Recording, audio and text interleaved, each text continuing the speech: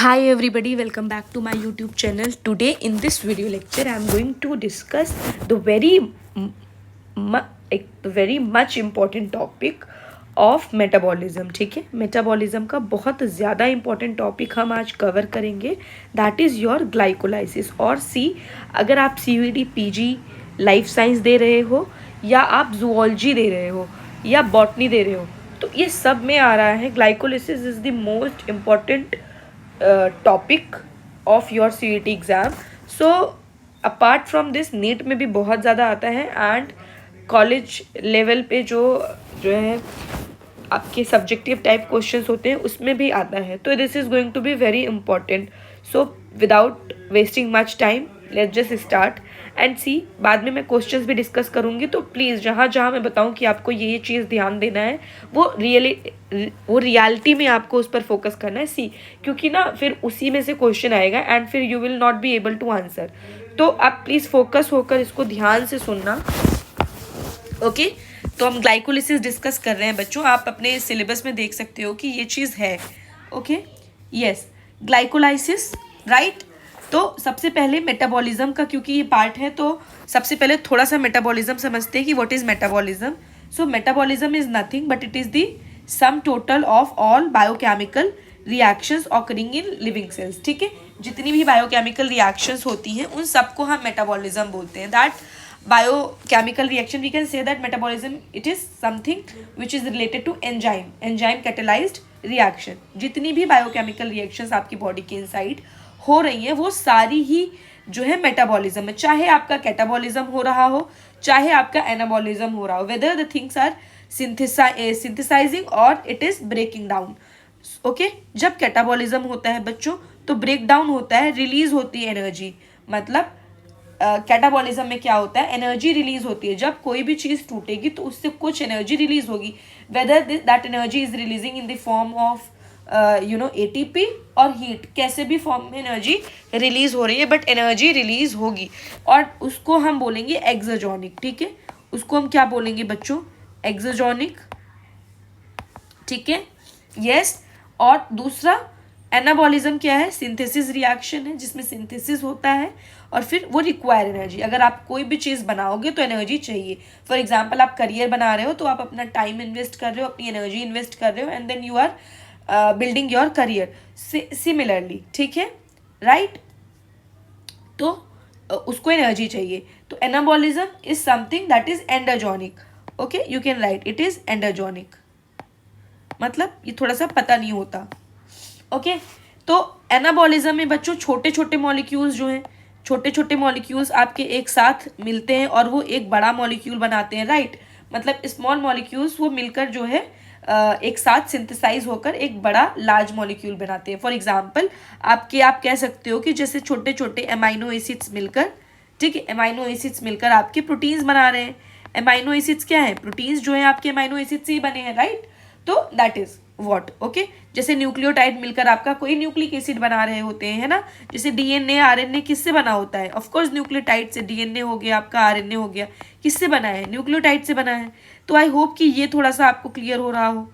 किससे बना है बच्चों, न्यूक्लियोटाइड से. Right, is it okay. Okay so nucleotide आपका किससे बना हुआ है, DNA RNA से. तो आई होप कि इसमें आपको कोई प्रॉब्लम नहीं होगी. एंड सिमिलरली कैटाबॉलिज्म में क्या होता है बच्चों, आपके जो लार्ज मॉलिक्यूल्स है ना, right, your large molecules they break down into small molecules. Okay, here you see that large molecules break down into small molecules. आपके छोटे छोटे मॉलिक्यूल्स बन जाते हैं. तो आपको थोड़ा सा क्लियर हो गया हो. कैटा मतलब होता है काटना. कैटा मतलब काटना, मतलब something is breaking down. Ana मतलब आप जोड़ के रख रहे हो. Okay, A for addition, A for आप जोड़ कर कुछ अच्छा चीज, प्रोटीन्स, न्यूक्लिक एसिड्स, आप लार्ज मॉलिक्यूल बना रहे हो, सिंथेसिस कर रहे हो. राइट, तो आई डोंट थिंक कि आपको जो है एनाबॉलिज्म, एक सेकेंड, आई डोंट थिंक कि आपको एनाबॉलिज्म एंड कैटाबॉलिज्म में कोई ज़्यादा मुश्किल होगा.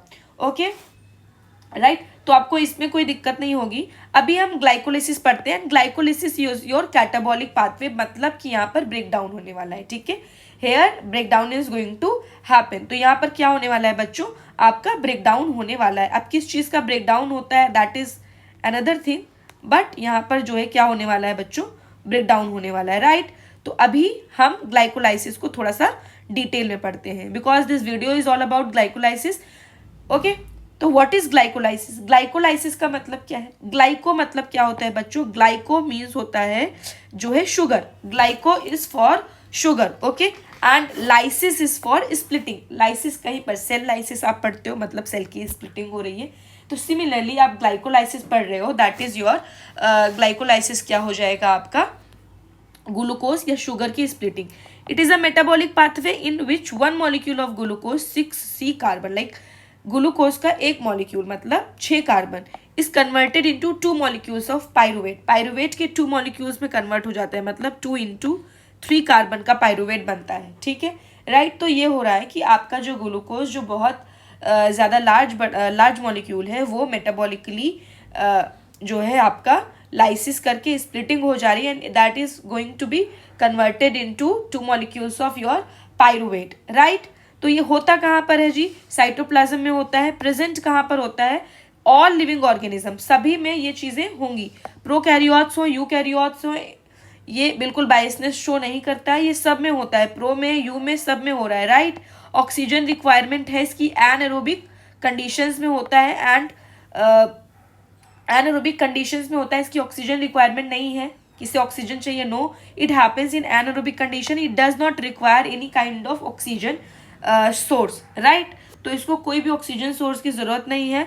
And the most important thing कि होता कहाँ पर है? साइटोप्लाज्म में। तो एक क्वेश्चन आपका यही बनता है, आप कोई भी साइकिल आप पढ़ रहे हो, whatever you are studying glycolysis, when you are studying electron transport chain, आप कुछ भी पढ़ते हो, राइट, तो उसका आपको वो हो कहाँ रहा है, उसका ऑकरेंस आपको याद होना ज़रूरी है, बिकॉज ये मेजर PYQ बनता है और ये प्रीवियस ईयर में पूछा जाता है। ओके, सो ग्लाइकोलाइसिस को गुस्टाव एम्बेडेन ओटो मेयरहॉफ पाथवे भी बोलते हैं, मतलब EMP पाथवे भी बोलते हैं बच्चों, ठीक है। ये भी एक PYQ क्वेश्चन था, ठीक है, इस नाम से भी आ जाएगा, तभी आपको लिखना होगा, राइट, तभी आप उसको सही करके आओगे।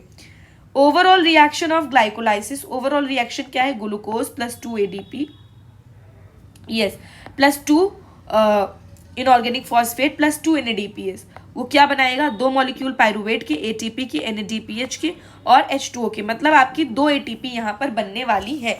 नेट गेन आपका क्या होता है? 2 ATP का 2 NADPH का होता है।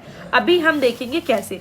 फेजेस होते हैं ग्लाइकोलाइसिस के कुछ बच्चों, ओके, फेजेस क्या है ग्लाइकोलाइसिस के? Glycolysis occurs in 10 enzyme catalysed step, तो 10 स्टेप्स में ग्लाइकोलाइसिस बच्चों होता है। सी, तो स्टेप्स जो है 10 स्टेप है ग्लाइकोलाइसिस में। थोड़ा सा हम डिटेल में पढ़ते हैं कि जो स्टेप नंबर 1 to फर्स्ट से लेकर 5 है, ठीक है, फर्स्ट से आपका 5th तक जो स्टेप है वो कैसा होता है बच्चों? That is your preparatory phase, that is your preparatory phase, मतलब वहां पर सिर्फ प्रेपरेशन हो रही है, राइट। वहां पर आपका क्या हो रहा है? प्रेपरेशन हो रही है, और प्रिपरेशन अगर कहीं पर होती है तो एनर्जी लगती है जी। जैसे आप नीट की प्रिपरेशन कर रहे होंगे, या आप जो है CUT की एग्जाम की प्रिपरेशन कर रहे हो, या आप किसी चीज़ की प्रिपरेशन कर रहे हो, तो आप एनर्जी इन्वेस्ट कर रहे हो in the form of your kind of your time, आप उसमें इन्वेस्ट कर रहे हो, या आप अपना मनी इन्वेस्ट कर रहे हो, आप कोचिंग ले रहे हो, दैट इज ऑल्सो। तो आप प्रिपरेटरी फेज में क्या है? एनर्जी एक्सपेंडिचर होगा बच्चों। तो देखो एनर्जी भी कैसे लगेगी ये बता देते हैं। स्टेप 6 से लेकर 6th to 10th स्टेप आपका जो है क्या है? एनर्जी जनरेटिंग, मतलब यहाँ पर जो है एनर्जी जनरेट होती है, राइट। यहाँ पर एनर्जी जनरेटिंग स्टेप है, एनर्जी जनरेटिंग स्टेप, ठीक है। यहाँ पर क्या होता है? 1st to 5th में आपने देखा प्रेपरेटरी फेज है, यहाँ पर लिखा भी energy investment phase, consumes 2 ATP, produces 4 ATP 2 NADPH। अच्छा जी, ये कंज्यूम होता किस स्टेप में है? That is also very important. कहाँ कंज्यूम होता है? आपका जो ATP है 2 ATP आपका कंज्यूम होता है बच्चों स्टेप नंबर 1 में, ठीक है। स्टेप नंबर 1 में आपका 1 ATP कंज्यूम होता है, ठीक है। स्टेप 1 में, स्टेप 1 जब आप करते हो तो 1 ATP आपका कंज्यूम होता है, और स्टेप नंबर आप जब 3 करते हो ना बच्चों, स्टेप 3 में आपका 1 ATP कंज्यूम होता है। तो टोटल आपके कितने ATP कंज्यूम हो रहे हैं? 2, और लास्ट में आपको जो है यहाँ पर 4 + 4 ATP मिलती है। लास्ट में आपको कितनी ATP मिलती है बच्चों? प्लस 4 ATP आपको मिलती है और उसके साथ प्लस 2 NADPH भी आपको मिलता है। यस, NADPH भी मिलता है plus 2H plus. Okay right, तो ये समझ आया आपको क्या? Is it clear? Is it clear बच्चों? क्या ये क्लियर है? यस, आई होप कि ये क्लियर होगा। ठीक है, तो आपने अभी तक क्या पढ़ा ग्लाइकोलाइसिस में? एक बार जरा सा फटाफट रिवाइज कर दीजिए। आपने मेटाबॉलिज्म पढ़ा, मेटाबॉलिज्म में आपने ये देखा बच्चों, मेटाबॉलिज्म में आपने देखा कि मेटाबॉलिज्म आखिर है क्या। 10th क्लास से आप पढ़ते आए हो, sum total of all biochemical reaction जो हमारी बॉडी में हो रही है वो मेटाबॉलिज्म है। फिर आपने पढ़ा कि मेटाबॉलिज्म दो तरह से होती है, कैटाबॉलिज्म, एनाबॉलिज्म। कैटाबॉलिज्म में आपने देखा कि लार्ज मॉलिक्यूल्स स्मॉल मॉलिक्यूल्स में ब्रेक डाउन होते हैं, एनर्जी रिलीज होती है, एक्सोजोनिक प्रोसेस है। Then you read about anabolism. Anabolism you saw that it is a synthesis reaction where your small molecules combines and they form proteins, DNA, RNA, large molecules, right? Then you studied about glycolysis. Glycolysis में आपने ये पढ़ा that this is catabolic pathway and this is also known as EMP pathway. and glycolysis में बच्चों C6H12O6 आपका जो sugar है या ग्लूकोज जो है ये किसमें पार्शियली ऑक्सीडाइज होता है। ठीक है, कहाँ पर? साइटोप्लाज्म में या साइटोसोल में। ओके, इसकी स्प्लिटिंग होती है और ये 2 मॉलिक्यूल पायरुवेट जो कि 3 कार्बन का है उसमें टूट जाता है, क्योंकि आपका ग्लूकोज का कितने कार्बन का है बच्चों? 6 कार्बन का है। Since your glucose is of 6 carbon, तो जब आपका 3 कार्बन का कुछ बनेगा तो वो 2 मॉलिक्यूल बनेगा, तभी आपका पता चल पाएगा ना कि आपका पूरा 6 कार्बन जो है वो यूटिलाइज हो पाया है या बना पाया है, राइट? फिर आपने कुछ इतना ही पढ़ा, आपने ये पढ़ा कि नेट गेन जो है एटीपी का 2 होता है। कैसे होता है? देखो, आपको पता है कि एनर्जी जनरेटिंग स्टेप में 4 एटीपी मिली है, राइट? अभी थोड़ा सा आप समझते जाओ प्लीज, थोड़ा सा आपको ट्रिकी लग रहा होगा बट आप पूरा ग्लाइकोलाइसिस बहुत अच्छे से समझ लोगे। ओके, आप बस ध्यान से सुनो मेरी बात, जस्ट फोकस। ओके, आपने ये देखा कि पहले से 5 स्टेप में क्या हो रहा है, एनर्जी लग रही है। एनर्जी पहले और तीसरे स्टेप में लगी, पहले स्टेप में एटीपी की फॉर्म में, दूसरे स्टेप में 1 एटीपी लगी। तो टोटल बच्चों कितनी एटीपी लगी? 2 एटीपी लगी। टोटल कितनी एटीपी लगी? 2 एटीपी यूज हुई, राइट? फिर आपने छठे से 10वीं स्टेप में देखा कि एनर्जी जनरेट हो रही है, या आप कह सकते हैं एनर्जी पे ऑफ पाथवे है 6 to 10th स्टेप में। फिर आपने देखा कि वहां पर एटीपी प्रोड्यूस कितनी हो रही है बच्चों? 4 एटीपी प्रोड्यूस हो रही है, राइट? 4 एटीपी प्रोड्यूस हो रही है। ठीक है, तो अगर आपसे कोई पूछे कि टोटल एटीपी आपको कितनी मिली, तो बच्चों आपने तो 2 इस्तेमाल कर दी, 2 आपने ग्लाइकोलिसिस में लगा दी, तो मिला कितना? नेट गेन आपको फायदा कितने का हुआ?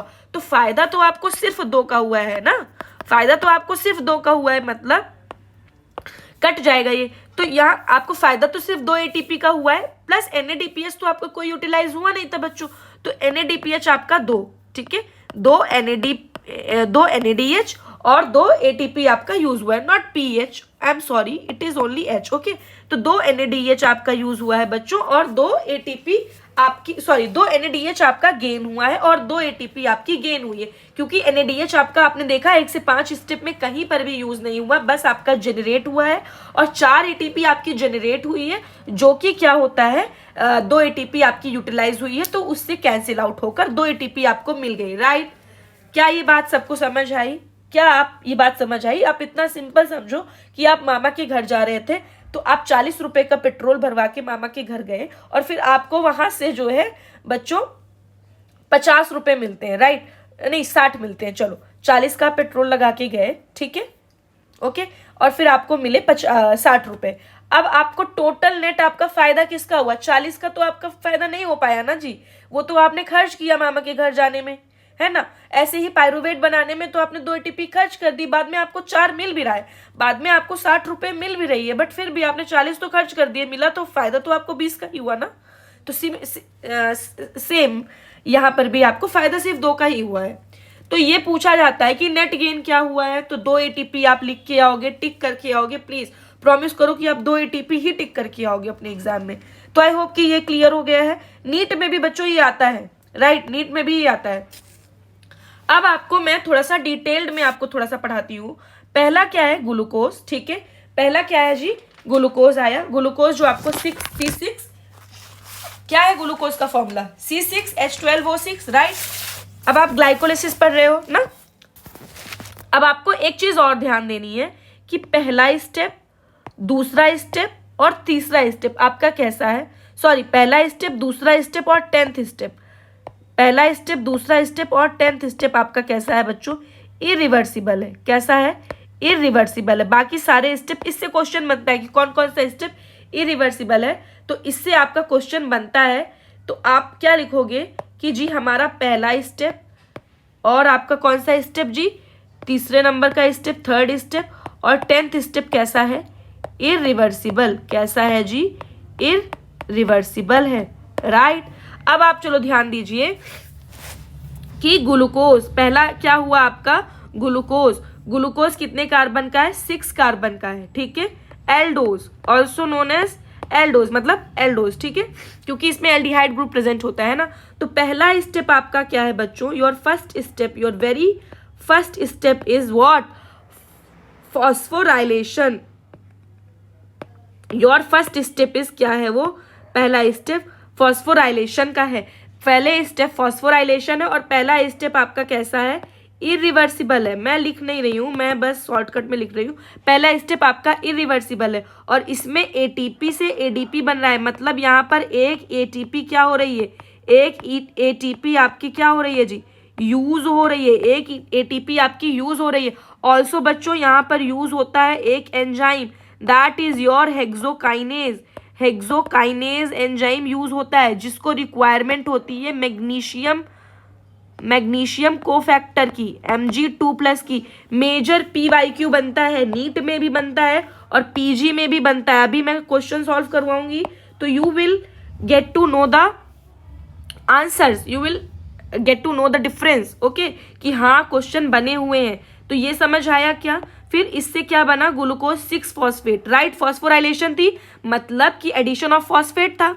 तो कौन सी पोजीशन पे ऐड हुआ है, 6th पोजीशन पे आपका फॉस्फेट ऐड हो गया है। नाउ अब आपका फॉस्फोग्लूकोज आइसोमेरेज क्या आ रहा है, फॉस्फोग्लूको आइसोमेरेज आ रहा है। This reaction basically is isomerisation की रिएक्शन है। ये किसकी रिएक्शन है, आइसोमेराइजेशन की रिएक्शन है ना जी। आइसोमेराइजेशन की रिएक्शन में क्या हो रहा है, ये कैसी है, रिवर्सिबल है। क्या ये इरिवर्सिबल है, नहीं जी। मैंने बताया क्या कि दूसरी इरिवर्सिबल होती है, नहीं बताया ना, तो नहीं होगी, है ना।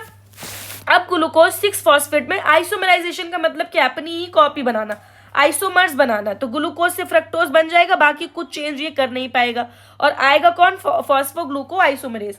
आ कौन रहा है बच्चों, फॉस्फोग्लूको आइसोमेरेज आ रहा है, कोई चेंज तो ये कर नहीं पाया। अब क्या है जी, फॉस्फोफ्रक्टोकाइनेज, ठीक है जी। फॉस्फोफ्रक्टोकाइनेज आया तो ये क्या करेगा, ये क्या करेगा कि ये फिर एटीपी यूज करके एडीपी, एक एटीपी यहाँ यूज हो गई। मैंने आपको बताया था कि स्टेप नंबर 1, स्टेप नंबर 3 में एटीपी यूज होगी and this is also your phosphorylation. ये भी कौन सा स्टेप है, तीसरा स्टेप भी आपका क्या है जी, फॉस्फोराइलेशन का स्टेप है।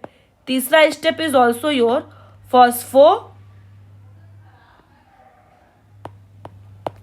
तीसरा step is also your phosphorylation का स्टेप है। तो आई थिंक कि इसमें कुछ कंफ्यूजन नहीं होगी बच्चों को। क्या हुआ इसमें कि फ्रक्टोज 6 फॉस्फेट ने फ्रक्टोज 1,6 बिस फॉस्फेट बना दिया, बस, ठीक है। फ्रक्टोज 1,6 बिस फॉस्फेट बना दिया, ठीक है, फॉस्फोफ्रक्टोकाइनेज की हेल्प से। और ये रेट लिमिटिंग स्टेप है, this step is your rate limiting step, this step is your rate limiting step. क्या कोई कंफ्यूजन किसी बच्चे को, ठीक है। अब क्या होता है जी, अब क्या होता है, अब क्या होता है, फिर चौथा स्टेप आता है जो रिवर्सिबल है, मतलब जो रिवर्सिबल है। चौथे स्टेप में क्या है, क्लीवेज हो रही है। क्लीवेज का मतलब तो आप सब जानते हैं, टूटना, बिखरना, है ना। क्लीवेज का मतलब क्या होता है, टूटना। किसका टूटना, दिल का टूटना नहीं जी, क्लीवेज का मतलब होता है टूटना, ठीक है। फ्रक्टोज 1,6 बिस फॉस्फेट का आप तो टूट जाएगा, टूट कर ये क्या बनाएगा, dihydroxy acetone.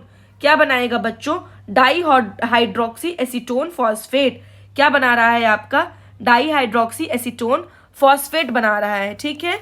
Yes yes, dihydroxy acetone phosphate बना रहा है, ठीक है, जिसको हम अब ये जो आपका DHAP बना है, धैप, जिसको DHAP को हम धैप भी बोलते हैं, धाप भी बोलते हैं, जो भी आपका प्रोनाउंसिएशन हो बच्चों, yes, DHAP dihydroxy acetone phosphate, ये आपका क्या होता है, आइसोमेराइज, मतलब ये आपका आइसोमेराइज होकर ग्लिसरल्डिहाइड 3 फॉस्फेट बनाता है, ठीक है।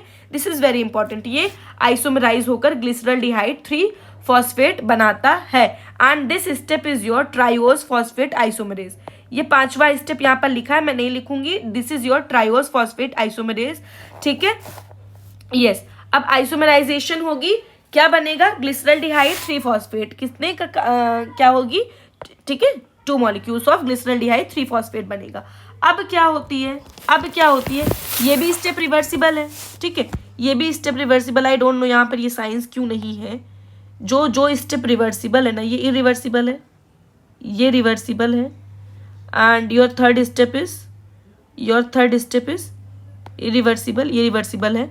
अब सुनिए, ठीक है, अब क्या हुआ, ग्लिसरल्डिहाइड 3 फॉस्फेट आपका बना, G3P बना, ठीक है। अब G3P में आएगा डिहाइड्रोजिनेज, डिहाइड्रोजिनेज क्या करेगा, डिहाइड्रोजिनेज का फंक्शन ही क्या है, डिहाइड्रोजिनेज का क्या फंक्शन है कि ये हाइड्रोजन का रिमूवल करता है, क्या करेगा ये, अब आपका जो G3P है ना, ग्लिसरल्डिहाइड 3 फॉस्फेट, अब वो क्या बनाएगा, 1,3 बिस फॉस्फोग्लिसरेट, क्या बनाएगा, 1,3 बिस फॉस्फोग्लिसरेट, 2 मॉलिक्यूल ऑफ 1,3 बिस फॉस्फोग्लिसरेट, ठीक है, डिहाइड्रोजिनेज। ओके, अब आपका क्या होता है कि ये बिस फॉस्फोग्लिसरेट क्या बनता है, 3 फॉस्फोग्लिसरेट में बन जाता है, ठीक है, किसमें कन्वर्ट होता है, 3 फॉस्फोग्लिसरेट में, और यहाँ पर होती है सबस्ट्रेट लेवल फॉस्फोराइलेशन, यहाँ पर क्या होती है, अरे जी चल जा, substrate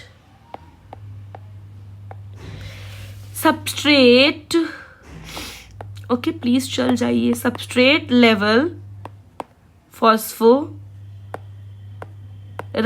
right, this is also SLP बोलते हैं इसको हम, ठीक है। क्या हुआ इसमें, आया कौन, फॉस्फोग्लिसरेट काइनेज आया, सबस्ट्रेट लेवल ऑफ फॉस्फोराइलेशन आपकी हुई और 2 मॉलिक्यूल्स ऑफ 3 फॉस्फोग्लिसरेट बन गया, क्या बना, 2 मॉलिक्यूल ऑफ 3 फॉस्फोग्लिसरेट, मतलब 1,3 बिस फॉस्फोग्लिसरेट में जो 1,3 बिस फॉस्फेट था ना, 2 फॉस्फेट जो थे वो रिमूव हो गए, है ना, फॉस्फोग्लिसरेट काइनेज आया तो रिमूवल हो गया और 3 फॉस्फोग्लिसरेट बन गया। अब फॉस्फोग्लिसरेट म्यूटेज आएगा तो 2 फॉस्फोग्लिसरेट बनाएगा, मतलब 1 फॉस्फोग्लिसरेट और इधर से निकल गया, आइसोमेराइजेशन हुई, स्टेप नंबर ये 8वीं है, 8वीं में क्या हुआ, आइसोमेराइजेशन हुई, है ना, आइसोमेराइजेशन हुई। अब उसके बाद क्या है, 2 फॉस्फोग्लिसरेट, अब इनोलेज आया, फॉस्फोग्लिसरेट म्यूटेज, ठीक है, इनोलेजेज आए आपके, यहाँ पर आएंगे फॉस्फोग्लिसरेट म्यूटेज, राइट, तो ये क्या बनाएंगे, फॉस्फोइनॉल पाइरुवेट। अब यहाँ पर क्या है, फॉस्फोग्लिसरेट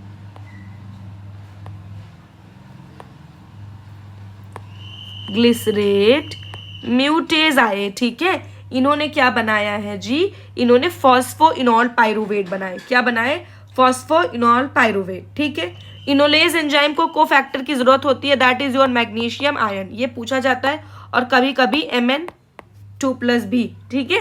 अब क्या बनता है, पाइरुवेट बनता है, एंड पाइरुवेट कितने मॉलिक्यूल्स का कार्बन है, हमने देखा 3 कार्बन मॉलिक्यूल है, 2 into पाइरुवेट, ठीक है, मतलब 2 मॉलिक्यूल्स पाइरुवेट के बनते हैं, और यहाँ पर जो है आपका ADP से ATP बनता है, यस, यहाँ पर ADP से आपका क्या बनता है, ATP बनता है। ऑल्सो बेटा 7th स्टेप में भी जो है ADP से ATP बनता था, मैं थोड़ा सा भूल गई आपको बताना, okay, that is your step number 7, this is your step number, मतलब जहाँ पर आपका सबस्ट्रेट लेवल फॉस्फोराइलेशन हो रहा है ना, इसी में आपका जो है ATP से ADP बनता है, ये देख सकते हैं आप कि यहाँ पर आपका ATP बना है, यहाँ पर ATP बना है, राइट, आप देख सकते हो एक ATP यहाँ बन गई, एक ATP यहाँ बन गई, है ना, ट्राइफॉस्फेट है ना, एक ATP, तो मतलब आपके टोटल 4 ATP बने हैं, कितने ATP बने हैं, 4 ATP बने हैं, ठीक है, यस,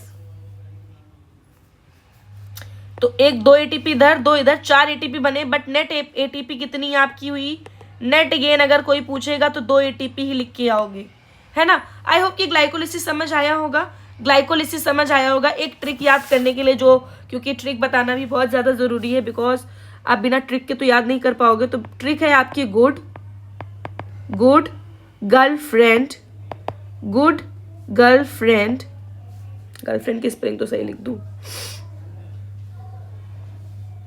ट्रिक आप याद कीजिए, good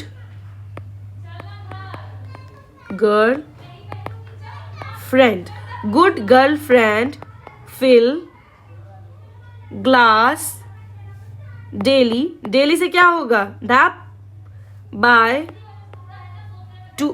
3 PG 2 PG play PUBG, play PUBG. Okay, तो गुड से क्या हो जाएगा ग्लूकोज, गुड से आपका ग्लूकोज हो जाएगा, फिर क्या होगा ग्लूकोज 6 फॉस्फेट, ग्लूकोज 6 फॉस्फेट, फिर फ्रक्टोज 6 फॉस्फेट, ऐसे ही तो है फ्रक्टोज 6 फॉस्फेट, देन फिर से फ्रक्टोज 1,6 बिस फॉस्फेट, है ना। फिर ग्लास से क्या आएगा ग्लिसरल्डिहाइड 3 फॉस्फेट G3P, है ना। फिर उसके बाद डेली से क्या आएगा DHAP ढाप डाईहाइड्रोक्सी डाईहाइड्रो एसीटोन फॉस्फेट ये। फिर बाय से आपका क्या आएगा, आई होप कि ये चीज क्लियर हो रही है, थोड़ा बहुत आपको क्लियर हो रही है आई थिंक, है ना। बाय से क्या आएगा 3 PG 2 PG, है ना, 3 PG 2 PG मतलब 3 बिसफॉस्फोग्लिसरेट 3, एक सेकेंड, यस थोड़ा सा बाय नहीं लिखते हैं ताकि थोड़ा सा स्पेस बचे, by 3 PG 2 PG by 3 PG 2 PG play PUBG, wow play PUBG. तो 3 PG से क्या आया, 3 PG से क्या आएगा 1,3 बेस फॉस्फो ग्लिसरेट, राइट। फिर उसके बाद क्या आएगा आपका 3 फॉस्फोग्लिसरेट, बिस हट जाएगा, है ना, 2 × 3 फॉस्फोग्लिसरेट। थोड़ा सा मैं रिवाइज करवा रही हूँ, जितने बार आप इसको लिख लिख के प्रैक्टिस करोगे ना उतने बार आपको चीजें क्लियर होंगी। फिर आपको फॉस्फोग्लिसरेट और फिर आपका पायरुवेट ही बन जाएगा, जो कि आपको जिसकी नीड है, पायरुवेट ही बन गया, ठीक है। थोड़ा सा ढंग से पढ़ लें, है ना, पबजी उबजी को हटा दें, थोड़ा सा ढंग से पढ़ लें, एग्जाम है आपका, ठीक है। पहला स्टेप क्या है जी, फॉस्फोराइलेशन ऑफ ग्लूकोज। पहला स्टेप आपका क्या है, phosphorylation of glucose, yes the very first step is your phosphorylation of glucose. मैंने बताया था कि पहला, मैं रिवाइज करवा रहा हूं, पहला, तीसरा और 10वां स्टेप आपका क्या होता है, बोलिए, इरिवर्सिबल, कि मतलब उसको हम दोबारा से कन्वर्ट नहीं कर सकते। ये चीज़ याद हुई, ये चीज़ मैं याद करवा रही हूँ बिकॉज आपके क्वेश्चंस आएंगे अभी, तो फिर आप फिर मैं नहीं ये रिस्पॉन्सिबिलिटी लूंगी कि आपको समझ नहीं है। ओके, आप ध्यान से नहीं सुन रहे हैं, सुनिए ध्यान से। ग्लूकोज 6 फॉस्फेट G6P, ठीक है, ग्लूकोज 6 फॉस्फेट, ग्लूकोज से ग्लूकोज 6 फॉस्फेट बना, एंजाइम आपका हेक्सोकाइनेज हुआ, ATP यूज आपकी 1 हुई, इरिवर्सिबल है जी, ट्रैप करता है ग्लूकोज को inside cell. In liver enzyme is glucokinase, अगर लीवर में हो रही है ये तो एंजाइम ग्लूकोकाइनेज आ जाएगा। Step 2 isomerisation. Isomerisation is nothing but अपना आइसोमर बनाना, ग्लूकोज 6 फॉस्फेट फ्रक्टोज 6 फॉस्फेट में कन्वर्ट हो जाएगा, एंजाइम फॉस्फोग्लूको आइसोमेरेज होगी। स्टेप 3 जो कि रिवर्सिबल है, this is your reversible. ATP क्या लगा, नहीं लगा ATP। Second phosphorylation committed step, मतलब ये भी इरिवर्सिबल है, कमिटेड है जी, कि लौटूंगा नहीं, मतलब बना के जाऊंगा फिर वापस नहीं होऊंगा। इरिवर्सिबल का मतलब क्या है, बेसिकली इरिवर्सिबल का मतलब क्या है कि मैं वापस नहीं होऊंगा, मैं बना के जाऊंगा वापस कभी नहीं होऊंगा। Fructose 1,6 bisphosphate F1 6 BP, enzyme phosphofructokinase PFK1, enzyme ATP used 1, rate limiting enzyme of glycolysis, most important regulatory step irreversible, है ना जी। क्या ये समझ आया, क्या ये चीज क्लियर है सभी को?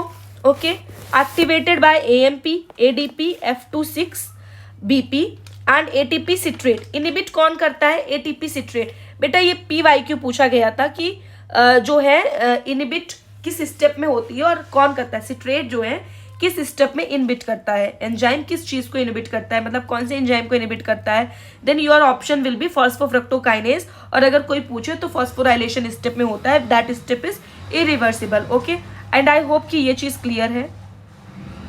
फिर आपने क्लीवेज, हाँ आई होप कि ये स्टेप क्लियर है। आपने क्या पढ़ा बच्चों, क्लीवेज। क्लीवेज में आपका क्या हो रहा है, फ्रक्टोज 1,6 बिसफॉस्फेट आपका ढाप, मतलब हाँ आपका जो है ढाप डाईहाइड्रो एसीटोन फॉस्फेट में टूट रहा है, ग्लिसरल डिहाइड 3 फॉस्फेट में टूट रहा है एंजाइम एल्डोलेज की हेल्प से।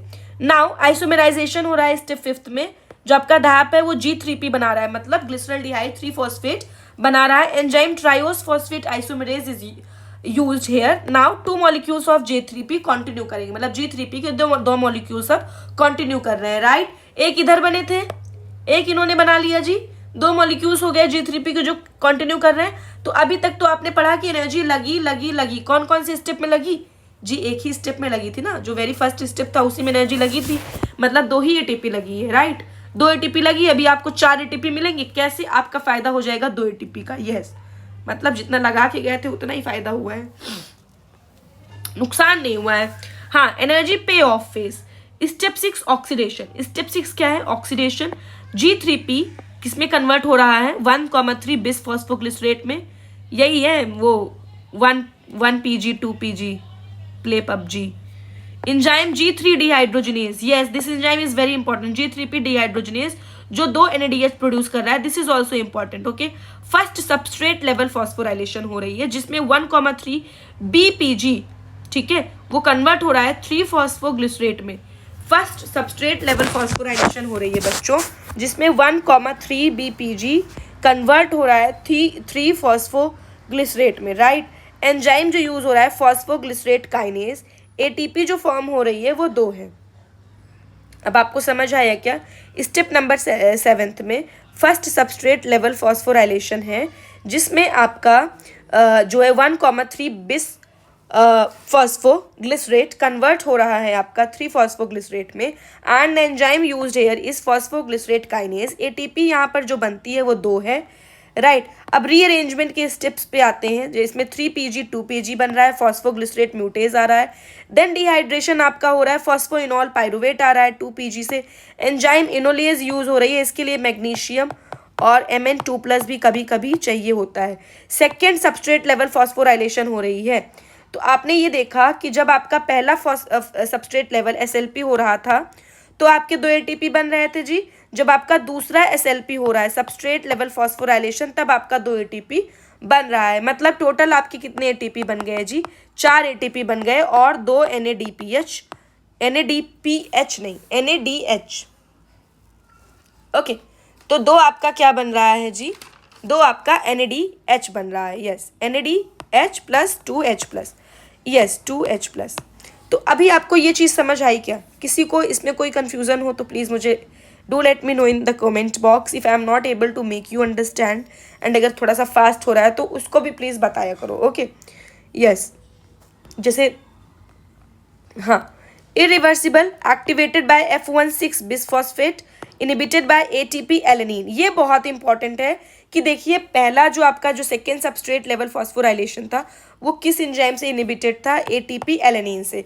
तो ये इनिबिशन वाले स्टेप्स बहुत ज़्यादा इंपॉर्टेंट है, बिकॉज इससे जो है ना मेजर आपके PYQs बन जाते हैं, मतलब आपके PYQs इन सब स्टेप्स से बहुत ज़्यादा पूछे जाते हैं। तो आई होप कि आप प्लीज़ इसको थोड़ा सा ध्यान रखो, राइट। इसको थोड़ा सा आपको ध्यान रखना है, बिकॉज फिर आपके क्वेश्चंस बनते हैं, यस। तो आपने ये थोड़ा सा पढ़ लिया है ना, पढ़ा, क्या पढ़ा आपने, ग्लाइकोलिसिस कंप्लीट की, राइट। ग्लाइकोलिसिस आपने कंप्लीट कर ली है। हाँ, ग्लाइकोलिसिस में SLP कब होता है, SLP कब होता है, 2 बार होता है। ये क्वेश्चन बता रही हूँ मैं कि ये क्वेश्चन आया था कि ग्लाइकोलिसिस में how many times substrate level phosphorylation occur, ठीक है, okay, how many times occur. तो क्या कितना था, 2 टाइम्स होता है, और किस स्टेप में होता है, और वो एंजाइम किस एंजाइम के थ्रू होता है बेसिकली। तो पाइरुवेट काइनेज आपका एंजाइम है जो SLP करता है, एंड दूसरा आपका एंजाइम जो है वो क्या है, फॉस्फोग्लिसरेट काइनेज, ठीक है। काइनेज एंजाइम बेसिकली आपका रोल प्ले कर रहा है substrate level phosphorylation में, and in both the substrate level phosphorylation you are getting benefited with 2 ATP each time, and that 2 ATP makes 4 ATP. मतलब मैं इतनी बार 4 ATP 4 ATP then 2 ATP 4 ATP बता रही हूँ, आपको बिल्कुल कंफ्यूज होने की बात नहीं. अभी आप जब क्वेश्चन करोगे ना तो आप एकदम जान जाओगे कि हाँ जी सब सही था, सब अच्छे से मुझे क्वेश्चन करना भी आ रहा है. ऐसा नहीं कि लेक्चर सुन लिया और मुझे याद नहीं हुआ. रिवीजन की भी इवन आपको नीड नहीं है, मैं रिवाइज भी करवा दूंगी बच्चों, रिवीजन की भी नीड नहीं. करवा दूं क्या? अभी करवा दूं? चलो अच्छा भी एक बात देखिए. एटीपी अकाउंटिंग क्या है? इन्वेस्टमेंट 2 ATP का हुआ है, प्रोड्यूस 0 ATP. मतलब इन्वेस्टमेंट फेज में क्या कोई एटीपी बनी थी? 0. पे ऑफ में बनी क्या एटीपी यूज हुई? नहीं जी. अगर यूज होती तो हम पे कैसे बोलते? तो 4 एटीपी बनी क्या? हाँ. नेट गेन कितने एटीपी का हुआ? 2. 2 से 2 कैंसिल हो गया जी, 2 से 2 कैंसिल हो गया. इतना गलत. OMG ये क्या है? कान्हा जी, कान्हा जी प्लीज यार, मतलब आई डू नॉट अंडरस्टैंड कि आप क्या कर देते हो मेरे साथ. एक तो मुझे पढ़ाना. Okay, I am so sorry because मैं बहुत कमज़ोर हूँ जो है टेक्नोलॉजी के मामले में. यस, मैं बहुत ज़्यादा कमज़ोर हूँ. और कुछ बच्चे हैं जो मुझसे कहते हैं नोट्स दे दो. मुझे नहीं, मतलब I am not able to give notes, I'm not able to provide notes. I have notes but I need to see how to add notes in YouTube lecture. Okay, so let's see. अगर किसी को आता हो तो please comment में मुझे बता देना. प्लीज़ सजेस्ट मी कि हाँ this is the way to keep notes या to provide notes to students. Okay, yes please comment में बता देना. ATP अकाउंटिंग समझ आ गया. 2 NADPH प्रोड्यूस हो रहा है. ठीक है. की रेगुलेटरी एंजाइम इरिवर्सिबल स्टेप क्या है? हेक्सोकाइनेज. PFK1 मोस्ट इंपॉर्टेंट है ना. PFK1 मोस्ट इंपॉर्टेंट एंजाइम है. कौन से एंजाइम थे? PFK1 phosphofructokinase, rate limiting step वाला एंजाइम है ना. रेट लिमिटिंग स्टेप वाला एंजाइम, ये भी आ जाएगा क्वेश्चन. तो फिर आप क्या करोगे? मुंह बना के बैठोगे क्या? नहीं, पढ़ाया है मैंने सब. एकदम वहाँ जाके एकदम करके आओगे कि हाँ जी पढ़ा तो था. एक टीचर का लेक्चर देखा तो सब आ गया था. PFK1 regulation activated by AMP ADP fructose 2,6 bisphosphate, ये सब एक्टिवेट करते हैं. इनहिबिट कौन करता है? ATP citrate. कौन इनहिबिट कर रहा है जी? ATP citrate under aerobic conditions. ठीक है. फेट ऑफ पायरुवेट, पायरुवेट जो आपका बना है. सी ग्लाइकोलाइसिस आपकी क्या है? इंडिपेंडेंट ऑफ O2 है. इंडिपेंडेंट ऑफ O2 है, मतलब O2 does not require. O2 की जी ज़रूरत ही नहीं होती है. फेट ऑफ पायरुवेट क्या है? Under aerobic condition. जब तो इसको O2 है, मतलब O2 की प्रेजेंस है. जब तो O2 की प्रेजेंस है जी, तो क्या होगा? Pyruvate acetyl co enzyme A से जो है जुड़कर इंटर करेगा TCA साइकिल में, ट्राई कार्बोक्सिलिक एसिड साइकिल, जो हम नेक्स्ट लेक्चर में बहुत डिटेल में पढ़ेंगे. मैं याद करा दूंगी. अंडर एनारोबिक कंडीशन, जब तो आपका ऑक्सीजन है ही नहीं, या हम कह सकते हैं कि क्या है? एब्सेंट है आपका O2. तो मसल्स में क्या चलती हैं? पायरुवेट से लैक्टेट बनता है, एंजाइम लैक्टेट डिहाइड्रोजनेज, और ईस्ट में यही चीज़ इथेनॉल बनाती है. मतलब यही पायरुवेट इथेनॉल और CO2 बनाता है, और यही पायरुवेट मसल्स में लैक्टोड डिहाइड्रोजनेज बनाता है. अल्कोहलिक फर्मेंटेशन, ठीक है, ईस्ट में जो होती है. इंपॉर्टेंस ऑफ ग्लाइकोलाइसिस क्या है बच्चों? यूनिवर्सल है, सब में चलेगा, है ना. Only source of energy in RBCs anaerobic tissues, provide intermediates for amino acid synthesis, lipid nucleotide synthesis. तो आई होप कि लेक्चर जो है, हाँ मतलब थ्योरी यहीं से ख़त्म हो गई है. ठीक है. अच्छा, एक चीज़ जो मतलब PYQ पूछा गया था, और क्योंकि मैंने एरोबिक रेस्पिरेशन तो पढ़ाया नहीं, ठीक है, तो मैं थोड़ा सा आपको बताती हूँ कि रेस्पिरेशन, ताकि ओवरव्यू आपको मिल जाए. ये मुझे पहले ही बता देना चाहिए था, बट आप थोड़ा सा देख लो, है ना, ताकि आपको ये चीज़ें पूरी बाइंड हो जाए. देखो, रेस्पिरेशन में एक एरोबिक रेस्पिरेशन होता है ना, एक एरोबिक होता है, एक एनएरोबिक होता है. ये बेसिक है. अगर आप मेरा लेक्चर देख रहे हो तो मतलब आप 10th 12th तो पास कर चुके हो, तभी देख रहे हो आप. या तो आप नीट की प्रिपरेशन कर रहे होगे, या तो आप CUET PG की कर रहे होगे, या UG की कर रहे होगे. तो एरोबिक होता है जी, एनएरोबिक होता है. एरोबिक में ऑक्सीजन जो है होता है ना. एनएरोबिक में ऑक्सीजन नहीं होता, या हम कह सकते हैं एब्सेंट. कौन? ऑक्सीजन, है ना. ऑक्सीजन जो है नहीं होता, इसमें होता है. ठीक है। तो यहाँ कंप्लीट ऑक्सीडेशन होता है, यहाँ पार्शियल ऑक्सीडेशन होता है। आपको मैं ये बताना चाहती हूँ कि एरोबिक रेस्पिरेशंस में कुछ स्टेप्स हैं, ठीक है। एरोबिक रेस्पिरेशंस के बच्चों कुछ स्टेप्स हैं। क्या क्या स्टेप हैं? Glycolysis, link reaction, Krebs cycle, etc and oxidative phosphorylation. ये सब जो है एरोबिक रेस्पिरेशंस में होते हैं। मतलब एरोबिक रेस्पिरेशन आपकी आखिरी में कंप्लीट होती है। ग्लाइकोलिसिस ही आपकी एरोबिक रेस्पिरेशन कंप्लीट नहीं होती। Yes, glycolysis is not going to complete your aerobic respiration. See, it is very important concept, बच्चों को थोड़ा सा कम समझ आता है। बट एरोबिक रेस्पिरेशंस में आपके क्या क्या हैं? क्या क्या है? ग्लाइकोलाइसिस, ठीक है, ग्लाइकोलाइसिस है ना, ग्लाइकोलाइसिस है जी। लिंक रिएक्शन है ना, लिंक रिएक्शन है, क्रेब्स साइकिल है, etc and oxidative, etc and क्या है आपका? ऑक्सीडेटिव फॉस्फोराइलेशन है, ठीक है, ऑक्सीडेटिव फॉस्फोराइलेशन है। तो ये समझ आया क्या? ग्लाइकोलिसिस से आपका क्या बनता है? पायरुवेट बनता है। लिंक रिएक्शन में क्या होता है? एसिटाइल कोएंजाइम में Krebs cycle NADH plus FADH2, यही सब चीज़ें होती है। तो मैं आपको ये बता रही थी कि रेस्पिरेशन के ये चीज़ें, ये जो है सारे स्टेप्स हैं एरोबिक रेस्पिरेशन के। तो ग्लाइकोलिसिस सिर्फ उसका एक पार्ट है, ठीक है। अभी रेस्पिरेशन पूरी कंप्लीट नहीं हुई है। This is what I am going to this is what I wanted to tell you कि ये चीज़ें ऐसे होती हैं, ठीक है। तो आप ये मत समझिए कि glycolysis is the complete aerobic respiration. No, it is one of the step of aerobic respiration. And glycolysis and Krebs cycle are linked. Glycolysis और Krebs cycle linked है through link reaction. Okay, yes, connected via link reaction. Okay, तो ये चीज़ समझ आई क्या? इस चीज़ में तो कोई confusion नहीं होगी। ग्लाइकोलिसिस, यस, इस चीज़ में कोई कंफ्यूजन नहीं होगी। अच्छा, एक क्वेश्चन और बनता है, वो मैं यहीं बता देती हूँ, या तो मैं दूसरे लेक्चर में, ये क्वेश्चन बन रहा है तो क्वेश्चन के लिए आप इसको बस याद कर लीजिए। ग्लाइकोलिसिस आपका कहाँ पर हो रहा है? साइटोसोल में या साइटोप्लाज्म में। लिंक रिएक्शन बच्चों कहाँ पर होती है? मैट्रिक्स ऑफ माइटोकॉन्ड्रिया, ठीक है, मैट्रिक्स ऑफ माइटोकॉन्ड्रिया, ठीक है, माइटोकॉन्ड्रिया में। फिर क्रेब्स साइकिल भी आपकी मैट्रिक्स ऑफ माइटोकॉन्ड्रिया में होती है। ईटीसी और ऑक्सीडेटिव फॉस्फोराइलेशन आपका कहाँ पर होता है? Inner mitochondrial, inner membrane of mitochondria, not matrix, inner membrane of mitochondria. मतलब ऐसे मेम्ब्रेन होती है ना माइटोकॉन्ड्रिया की, this is your outer membrane, this is your inner membrane, तो इसी ऐसे होती है, ठीक है। ओके, तो आई होप कि ये चीज़ समझ आया होगा बच्चों को, ये चीज़ आपको क्लियर होगी। यस, तो ग्लाइकोलिसिस इज डन। अभी कुछ क्वेश्चंस करके हम देखेंगे कि ग्लाइकोलिसिस सच में समझ आया है कि बस आप जो है पढ़ ही रहे थे, है ना। ग्लाइकोलिसिस सच में समझ आया कि बस ऐसे ही। ओके, क्वेश्चन देख लीजिए फटाफट। ओके, ग्लाइकोलाइसिस के सारे पीजी क्वेश्चन, मतलब PYQs क्वेश्चन है ये, पीजी में जो पूछे गए हैं। Rate limiting enzyme of glycolysis, rate limiting enzymes कहाँ पर प्रेजेंट है बच्चों? मैंने एकदम गला फाड़ के आपको बताया था कि रेट लिमिटिंग एंजाइम आपका कौन सा स्टेप होता है? फॉस्फोफ्रुक्टोकाइनेज वाला एंजाइम जो होता है वो रेट लिमिटिंग एंजाइम होता है। मैंने बताया था ग्लाइकोलाइसिस कहाँ पर होती है? माइटोकॉन्ड्रियल मैट्रिक्स में। नहीं जी, माइटोकॉन्ड्रियल मैट्रिक्स में तो नहीं होती ग्लाइकोलाइसिस। फिर कहाँ पर होती है? साइटोप्लाज्म में। Yes, the net ATP yield from glycolysis पर ग्लूकोज मॉलिक्यूल, हर एक ग्लूकोज मतलब पर ग्लूकोज मॉलिक्यूल पर नेट ATP यील्ड आपकी कितनी आएगी? कितनी आएगी जी? नेट ATP यील्ड आपकी कितनी आती है? 2 ATP आती है क्या? यस।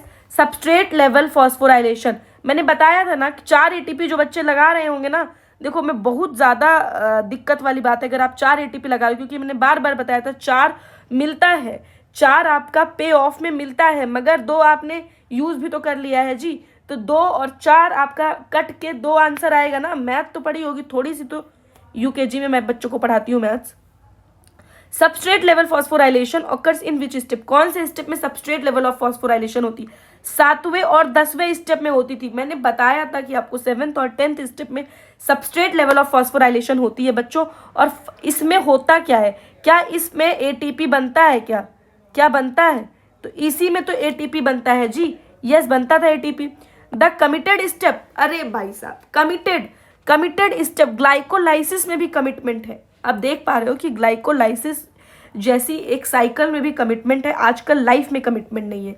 ओके, तो कमिटमेंट जो स्टेप है, मतलब कमिटेड स्टेप क्या होता है कि जिसमें जो है आपका irreversible step, that is your committed step, right. तो कौन सा स्टेप होता था जो कमिटेड था? कौन सा स्टेप कमिटेड था बच्चों, कौन सा स्टेप था? तो आपका फॉस्फोफ्रुक्टोकाइनेज आप याद रखिए कि कमिटेड वाला स्टेप होता है, ठीक है। एंड प्रोडक्ट ऑफ, और ये रेट लिमिटिंग स्टेप है, यही कमिटेड है। And product of glycolysis under anaerobic condition in muscles, अगर मसल्स पे एनारोबिक कंडीशन है तो क्या बनेगा? लैक्टेट बनेगा, राइट। इथेनॉल कब बनेगा जी? इथेनॉल आपका ईस्ट की कंडीशन में बनेगा बच्चों, आई एम सॉरी, इथेनॉल आपका कौन सी कंडीशन में बनेगा बच्चों? ईस्ट की कंडीशन में बन रहा होगा। Which of the following enzymes convert DHAP DHAP to G3P glyceraldehyde 3-फॉस्फेट में कौन सा एंजाइम कन्वर्ट करता है?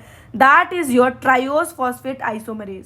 NADP is produced in glycolysis, NADH is produced in glycolysis during कौन से स्टेप में NADH आपका प्रोड्यूस हो रहा होता है ग्लाइकोलिसिस में? जब आपका G3P13 BPG बनता है तब कन्वर्ट होता है? नहीं, जब आपका जो है 3PG से 2PG हो रहा होता है ना, जब 3PG से 2PG हो रहा होता है तो इसी में आपका जो है ये बन जाता है 8th वाला, okay. So NADPH is produced during 3PG to 2PG, no, not this, that is your G3P to 13 BPG, yes, that is your, please do remember, that is your from G3PG to 13 BPG, okay। Which of the following is not an irreversible step, कौन सा irreversible step नहीं है? तो बेटा 1, 3 और 10 मैंने चीख के बताया था कि इरिवर्सिबल होता है। तो 1 तो हेक्सोकाइनेज आता है, तो ये तो आपका कौन सा स्टेप है? इरिवर्सिबल है, इरिवर्सिबल है ना, ये है इरिवर्सिबल। PFK1 वाला भी इरिवर्सिबल है ना।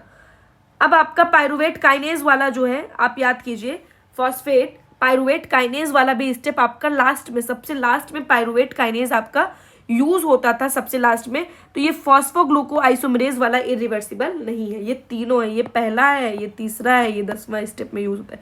एंजाइम इनोलेज कैटेलाइजेज, एंजाइम इनोलेज क्या कैटेलाइज करता है? Phosphorylation, isomerisation, dehydration, oxidation. Enzyme enolase आपका क्या कैटेलाइज कर रहा होता है बच्चों? क्या कैटेलाइज कर रहा होता है एंजाइम इनोलेज? तो डिहाइड्रेशन कैटेलाइज कर रहा होता है ना। B, total number of ATP molecule produced in glucose, total number of ATP कितनी प्रोड्यूस हो रही है? 4 ATP प्रोड्यूस हो रही है। ये नेट नहीं बता रहे, नेट अगर लिखा होगा ना तभी आप जो है 2 माइनस करोगे, है ना। The first product formed after cleavage of, yes, cleavage के टाइम पर आपका पहला प्रोडक्ट जो बनता है फ्रक्टोज 1,6 बिस्फेट बिसफॉस्फेट का जब क्लीवेज होता है तो पहला प्रोडक्ट 2 पायरुवेट नहीं भाई, G3P एंड DHAP क्या बनता है आपका? G3P एंड DHAP बनता है ना। इन लीवर सेल्स में glucose phosphorylation is catalysed by glucokinase. देखो जो बताया वही आया। The pathway of glycolysis is also known as, pathway को हम क्या EMP, HMP पाथवे नहीं, HMP शंट थोड़ी है, EMP, TCA कोरी साइकिल नहीं।